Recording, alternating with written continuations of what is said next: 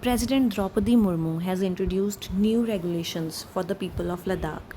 80% of the Ladakh's population is of scheduled tribes, and UT of Ladakh is not covered in 6th schedule of the constitution. So these regulations are under Article 240, which empowers president to make new rules for the union territories. Who can become the resident of Ladakh? Anyone who must follow these conditions. If a person is staying for at least 15 years continuously in Ladakh, can become the resident. From 31st October 2019, continuous stay for 15 years, a person can become resident. If a child is studying for at least 7 years in Ladakh and his 10th and 12th is in Ladakh, so he can become the resident. Children and spouses of any recognized domicile can become the resident of Ladakh. Also, children of central government employees who have worked for at least 10 years in the UT of Ladakh can become the resident of Ladakh. If a person is resident, then their spouses and children are automatically the resident of Ladakh.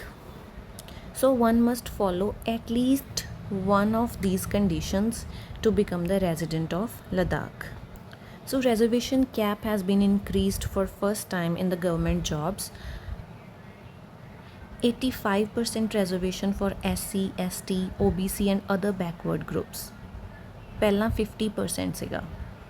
And additional 10% for economically weaker sections to sync in with the central laws.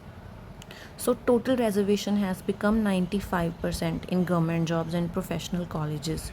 So this reservation is highest in India, 95% reservation in government jobs and professional colleges for the residents of the Union Territory. It is the highest in India. Also, people who are staying in Ladakh and have stayed for at least 15 years from 31st October to 2019 can get 5% quota for non-locals in government jobs.